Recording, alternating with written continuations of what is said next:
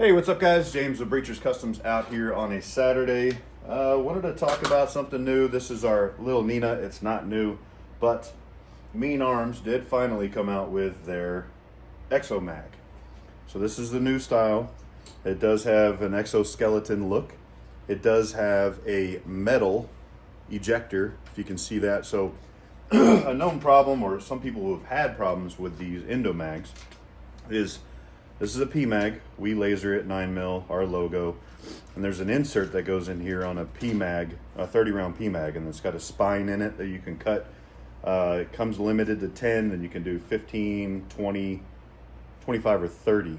So you cut the spine to allow the follower to go all the way down in the mag to load 30 rounds.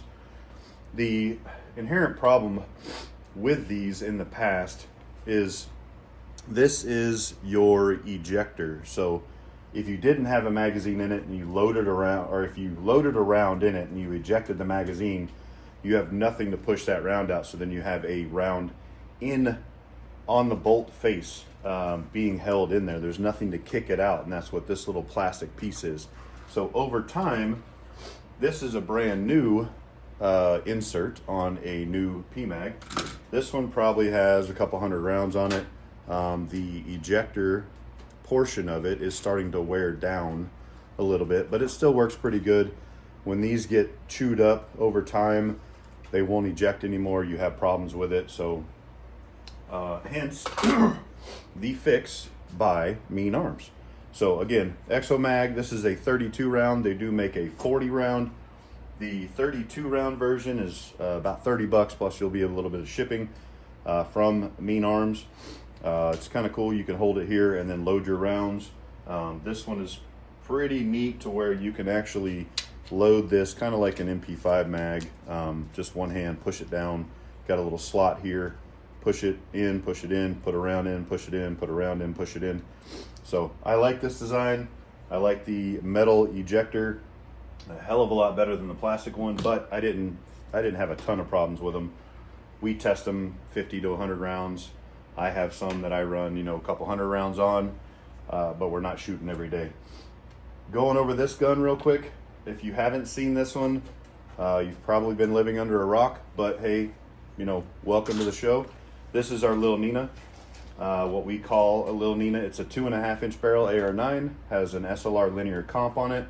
We do run the Maxim SCW brace on it.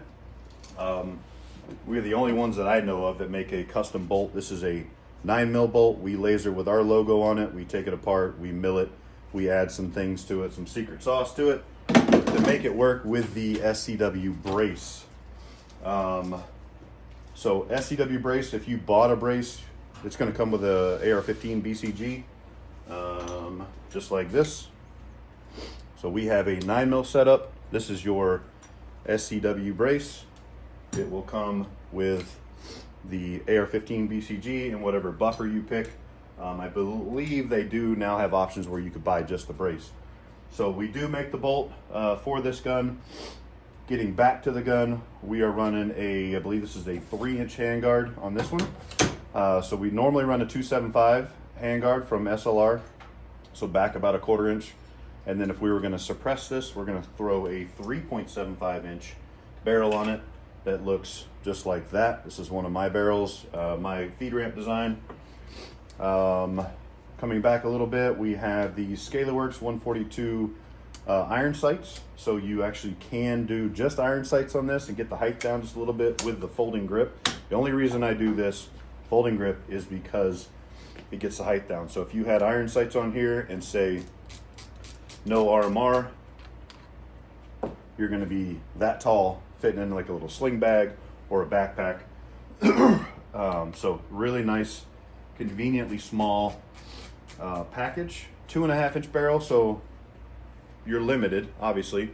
25, 35, maybe even 50 yards, but it is a close range gun. And if you had 32 rounds and 4 points of contact, if you think about shooting an AR, you're going to have one here, you're going to have one here, and you're going to have one here and one here. So 4 points of contact is going to be a lot better than a 2.5 or a 3-inch barrel handgun. A little bit more control on this. Same features of any other AR-15, AR-9. This is an AR-9 trigger. This is a Timney PCC trigger. It does have a hooded disconnector on it, meaning the body of the trigger cassette is machined off in the back, and then there's a metal piece that goes over, so when the hammer comes down on a blowback system. All right, so had to pause for a second. I wanted to grab a trigger. This is the Timney PCC trigger. We really like using this trigger in an AR9 platform. Being blowback, the bolt is pretty violent coming back, and it is designed to hit the hammer. So if you think about it, if you fire the gun, the hammer hits the firing pin and it gets blown back because there's no gas to push it back. All the pressure in the barrel is what pushes the bolt back and then slams it against the back of the trigger. Well, due to this design here, the hammer actually hits this piece before it hits anything inside the trigger, so it does protect the internals. If you've ever used a mil-spec trigger on an AR-15, you can experience like a trigger slap, meaning the hammer's hitting the trigger shoe portion so hard that it actually pushes your finger away and kind of makes it sting a little bit. It's not healthy on the trigger. It can damage it. I've replaced a handful of broken mil-spec triggers, but with this design, it's a pretty badass setup, and we like to promote this one, like to use this one in PCC for reliability. We don't just build off of aesthetics, we build off of aesthetics and reliability. I build with very high quality parts, very reliable parts. Not to say I haven't had a problem with a Timney trigger, but it's, you know, 1 in 500 that I'll have one with, and I take it across the street to Timney and they swap it out or they fix it real quick. But very, very few problems with these, especially the PCCs. Getting back to the gun, so that's the PCC trigger. We're using Battle Arms takedown pins. We are using Battle Arms mag release, Battle Arms ambi safety, and then the bolt catch is also a Battle Arms development. The Glock mag, we cannot use the, I mean, I've made them work, but we can't use the Battle Arms development version because it does have an open center. And the Glock mag receivers that we have, that we use, that are ours, is made by New Frontier. It does have a bar that pushes the bolt catch out when the follower pushes up on the lever, and it basically pushes it out and it gets caught in that center opening of the bolt catch right here in the center. When it does that, it makes it malfunction. So we've actually, in the past, we've bent that 90-degree angle out a little bit to catch the edge of it. It just doesn't make sense to keep doing that. So we do a Seekins large paddle. Thank you. We do a Seekins large paddle bolt catch. And then if you notice here, this bolt release looks a little bit funny. The reason it looks funny is if we collapse this brace all the way, you can see here that the brace would not be able to collapse all the way because it would be hitting, and then it looks funny here. So again, aesthetics and functionality. I want it to lock in place like that. So again, on the bolt release, if you lock the bolt back, this is an ambi bolt release. This would obviously be back extended, still works properly how it should. So it is an ambi bolt release, and then ambi safety, and then we do ambi charging handle all the time. And you can always add a ambi mag release on this side, but we would probably change to like a Seekins because the Battle Arms bolt catch does have a little lever here. So when you're trying to find the mag release button, the ambi mag release button would be here. And then, now I don't want you fumbling with this little large paddle on the bottom and trying to hit that. So if we go with something a little bit thinner, like a Seekins bolt catch. Let's see what else. Up top, the ScalarWorks folding sights. These are 142 height. I talked about these earlier as far as getting the height down. The up top we have a Trigicon RMR Type 2. This is a 3.25 MOA dot, and then a 142 height. They don't make the ScalarWorks, doesn't make this height anymore. They went to 157. So if you're using the 142 sights, it's going to be a lower third on an optic, but these should co-witness with this setup. see what else. Folding grip, like I discussed earlier, it's a good grip. It's got finger grooves. It does wiggle just a little, but depends on what you can put up with. It's not terrible. You know, a Reptilia grip will be a great option too for a short, but then that's going to get your height, you know, down here instead of up here if you're trying to fit into a nice tight compartment like a golf bag or a side bag on a Harley or something like that. What else? Hand stop. I haven't talked about that. Sometimes on the 275s, we'll actually have to mill the back portion of the hand stop off to make it fit in a key mod bottom handguard. We do have some custom handguards. We've had them in the past where they're M-lock on the side and they're actually key mod on the bottom, so don't tell M-lock.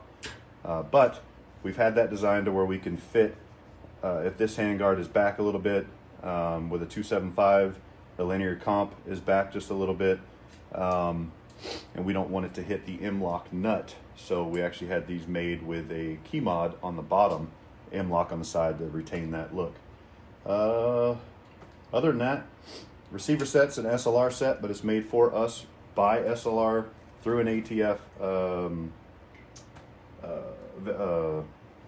variants, sorry, trying to think. And then that's about it. So again, Lil Nina, throw me your tape measure. Tape measure wise, they're right at 15 3/8. So you figure 15.5 inch for comfort. Height wise, if you were just doing irons, you're going to be 6 inches tall from here to here. If you don't have a red dot on it, any type of red dot on it. Back to the mag again. Mean Arms EXOMAG. This is a 32 round. These run for about 30 bucks plus shipping. They do have a 40 round version now. Those are 35 plus shipping. And then they have a 20 round, a 15 round, and a 10 round that is no longer, like, you don't have the spine limiter in here, so they make a 10 round that is going to be that tall. Can you grab me that 10 round right there? The PMAG 10 version? Thank you. This is a 20. In the past, we've made a 20, but we take the insert apart and we actually cut it down inside, fit everything back together, so it stays in this nice collapsed package, and this is your 20 round. So if you had the Mean Arms setup in a 10 round, it would be that version right there. We would cut the insert down and then make it work in a 10 round. There's your 20 round, and then there is your 30 round. So if you imagine this setup in this size package, that would be your 10 round.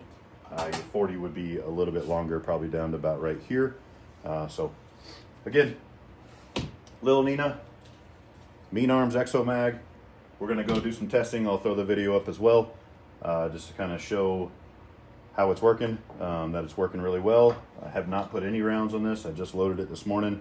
I just built this gun half hour ago, pieced it all together for you guys, no rounds to it. So we're gonna come right back into my range warehouse and show you guys this gun shooting. So if you guys got any questions, hit us up. Preacher's Customs. Thanks.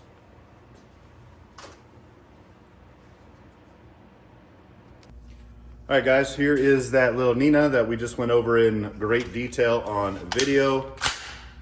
Maxim brace does rip out. If you didn't see that, if it was too quick for you, grab the gun, grab the brace. Let me lock that back into place. One push, just a little bit of push, and then pull back. And then that folding grip here comes down. Okay, we're gonna go ahead and lock the bolt back.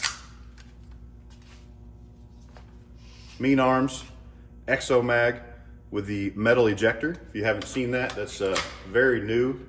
We just got a shipment in yesterday, I believe. So downrange, right there. Go ahead. All right, infamous words. Going hot.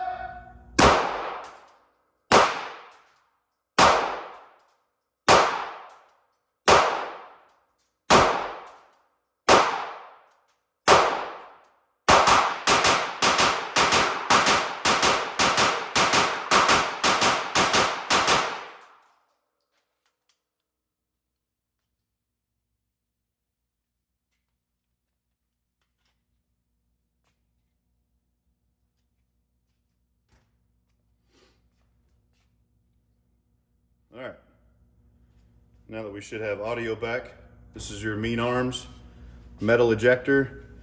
Ejection was hitting the machinist toolbox, and the sandblaster pretty much every round. So really good ejection. I do like the metal ejector. That was a huge addition to this. And then, like I said, with the exoskeleton, you can actually just put the round in place and push down with your thumb. If you're okay with doing 30 rounds like that, you don't feel like being lazy, I think it's a really good setup. So again, Mean Arms EXOMAG 32 round. Thanks, guys.